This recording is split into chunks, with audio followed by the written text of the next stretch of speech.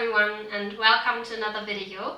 For everyone who's new here, my name is Laura. I am a student of comparative literature in Germany and I am doing book reviews on this channel. I am happy you found your way to me and I hope you enjoy the videos.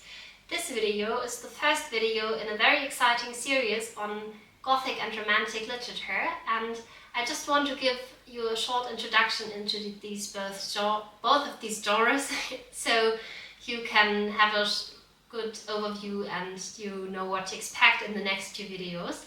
So these two genres are closely intertwined. They both emerged around the late 18th century and then have their peak popularity during the 19th century. And I just want to introduce you to some of the most important motifs, settings and themes so you get an overview. I think most of you probably know some works of Romantic and Gothic literature, but I think as in October is starting soon and autumn is around the corner and the days are getting shorter, gloomier, darker, and we're cozying up more and more inside our house. It's a good time to just delve into those wonderful stories that I'm about to discuss on this channel. So, firstly, I just want to talk about the Romantic epoch, which is a very transformative period in the world of literature. It emerged in the wake of political and social upheaval, and it was offering the people a refuge into the realm of the imagination and the emotions, also just seeking refuge in the nature, which is a very common theme as well. So as you can see in the works that emerge, you have a profound shift in artistic and intellectual sensibilities. They are emphasizing the power of the emotion, the individual, and also the imagination. And you have some of the same elements also in Gothic fiction, which is more focused on the darker side. There's also dark romanticism, and in the romantic part there's also the Schauerliteratur, which would be translated to shelter literature in English, which is a very German concept, but it is just concerned with everything mysterious and supernatural and also macabre in a way. So the Gothic fictions, they often feature very eerie settings, but I will come to that when I'm talking about the settings soon. So I think that's the most important part. So we have the Romantic epoch, which starts in the late 18th century and then goes on to the 19th century. And we also have the Gothic literature, which emerges during the same time, and they share some themes, as you will see now. So the settings are, in Romantic literature, normally natural landscapes. They often celebrate the beauty of nature and the grandeur of nature as well. They have beautiful forests and mountains. People sometimes live in small cottages and also in castles, but they often also reflect the characters' emotional states, I think, and they provide a backdrop for the journeys, and the journey is one of the most important themes, as you will see soon. Then we also have exotic and distant lands sometimes. The idea of exotic places and going far off, embarking on a far-off journey. But there's also the Gothic and the mysterious settings. As I said, for example, castles are very, very famous. And in the Gothic literature you also have the haunted ruins or the desolate moors and the forests. And these settings, of course, they add an element of mystery, because when you tell a story that is set in a haunted house or an ancient ruin, it just sets the tone right, I think. So then we go on to the themes. There's many different themes. One, as I already mentioned before, is like nature's majesty, that everyone was so fascinated by nature, and also even standing in awe of nature. I think the beauty of nature is very important, and it is used to mirror the characters' inner lives as well. Then we also have a very important theme, which is individualism. So Romantic literature often focuses on single characters and their personal experiences and their struggles as well.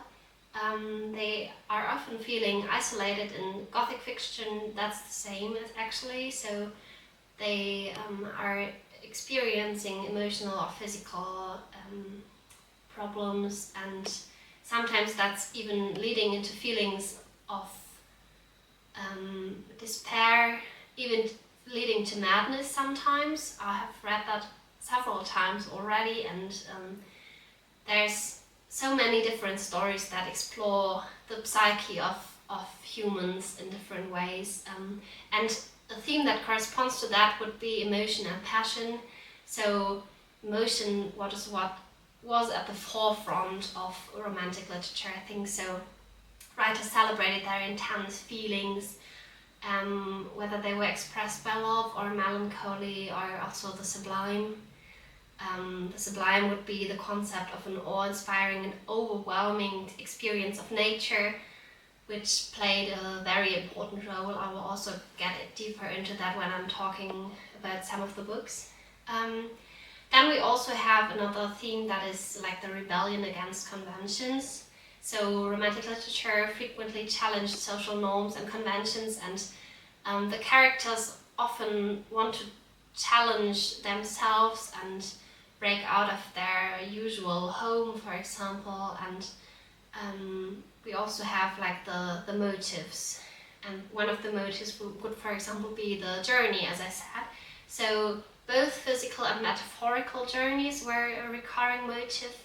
The characters embarked on quests, sometimes only because they just wanted to get out of their comfort zones in a way, and just to find other places and other ways of thinking, for example, and to discover themselves and their place in the world, and also just to discover the world, because often the stories start out with people just living very, very isolated in a way in their small villages, and not having seen anything of the world. Of course, we also have the supernatural and the Gothic elements. I think sometimes it's really difficult to separate Romantic and Gothic works, because, as I said, there's like the dark romanticism, there's shower literature, and they both could be referred to each of the other like epoch. So that's different to say. But in the supernatural and Gothic elements, we have especially like characters of figures like ghosts, vampires, the uncanny, mad characters as well. Sometimes we have witches, things you also know by everything that's surrounded with Halloween, for example. But also a very important element are these Gothic architectural elements. So as you know from Gothic churches, which you also know from castles, from the mansions, and the like also hidden chambers, and all these different places that are also corresponding to the isolation of nothing. So you see there's many interesting motifs, many interesting things to discuss, and there's so many novels that got really popular, especially from the Gothic fiction. I think is what you could call like Mary Shelley's Frankenstein, for example. You also have Dracula by Bram Stoker. Of course, you have Edgar Allan Poe and his stories. You have, I think, even Nathaniel Hawthorne, for example. And I also want to focus on the stories that haven't been discussed so often, stories written by women sometimes, for example, but also in the German tradition, the German Romantic tradition, there's really interesting stories, especially, for example, from authors like Ludwig Tieck and Novalis. You also have, yeah, what are they called? I don't have a list with me at the moment, so maybe you just have to let yourself be surprised by what I'm discussing.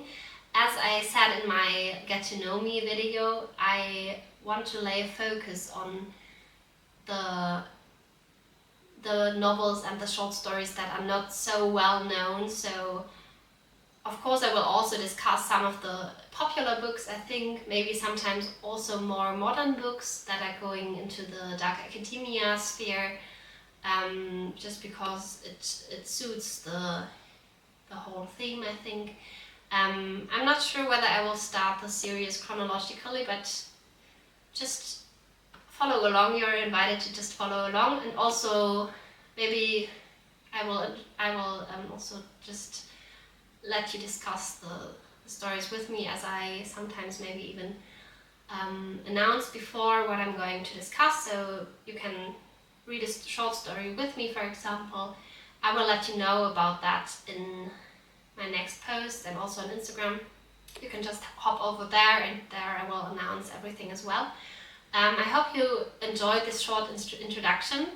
In the next video I will start with one of the very important motifs of the German Romanticism, which is the blue flower, which you, for example, see in a work of Joseph von Eichendorff and also Heinrich von Ofterding, which is a work by Novalis, which hasn't been finished, but it's very interesting.